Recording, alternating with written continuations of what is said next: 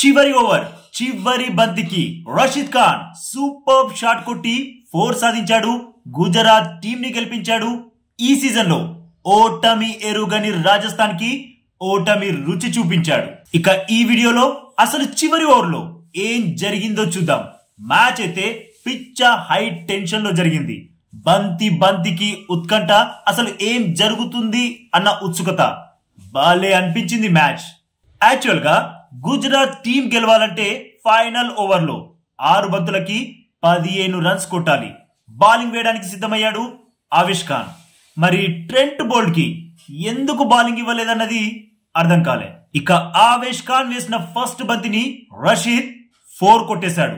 లో full toss గా వచ్చిన బంతిని ఓవర్ స్క్వేర్ లెగ్ వైపు బౌండరీ బాధేశాడు. ఇక సెకండ్ బంతికి మళ్ళీ భారీ షాట్ కొట్టాడు.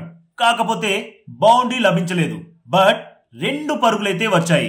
దీంతో సమీకరణం 4 బంతుల్లో 9 పరుగులకు చేరుకుంది. ఇక మూడో బంతికి రషీద్ మళ్ళీ 4 కొట్టాడు. ఈ 4 అయితే గుజరాత్ కి లక్కీగా లభించిందనే చెప్పాలి. రషీద్ కొట్టిన షాట్ బ్యాట్ ఎడ్జ్ తీసుకుని కీపర్ వెనక్కి దూసుకెళ్లిపోయింది.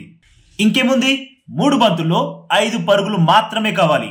ఒక్క బౌండరీ బాధేస్తే మ్యాచ్ ఫినిష్ అనుకుంటే పిక్చర్ అభి బాకీ మేరే దోస్త్, ట్విస్ట్లప్పుడే అయిపోలేదు అన్నట్లు జరిగాయి ఆ 3 బంతులు. 4వ బంతికి రషీద్ సింగిల్ మాత్రమే తీయడంతో 2 బంతుల్లో 4 పరుగులు కావాల్సి వచ్చింది. ఇక్కడే అసలైన ట్విస్ట్ జరిగింది. 5వ బంతికి తివాతియా రన్అట్ అయిపోయాడు. కాకపోతే అప్పటికే 2 పరుగులు పూర్తి చేసుకున్నాడు. 3వ పరుగు కోసం యత్నించి రన్అట్ అయ్యాడు. ఇక చివరి బంతికి 2 పరుగులు కావాలి. క్రీజ్ లో రషీద్ ఖాన్. అసలు ఏం జరగనుంది? రషీద్ 2 పరుగులు తీస్తాడా? గుజరాత్ ని గెలిపిస్తాడా? లేదంటే ఒక్క పరుగు తీస్తే మ్యాచ్ టై అవుతుందా? సూపర్ ఓవర్ చూస్తామా? అది కాకుండా ఆవేష్ రన్ ఇవ్వకుండా రాజస్థాన్ ని గెలిపిస్తాడా? ఇన్ని ఆలోచనలు మైండ్ లో రన్ అవుతూ హై టెన్షన్ తో ఫైనల్ బంతిని చూస్తుంటే ఆవేష్ వేసిన బంతిని రషీద్ ఫ్యాట్ మని బ్యాట్ జులిపించాడు. బంతి బౌండరీ లైన్ ని తాకింది.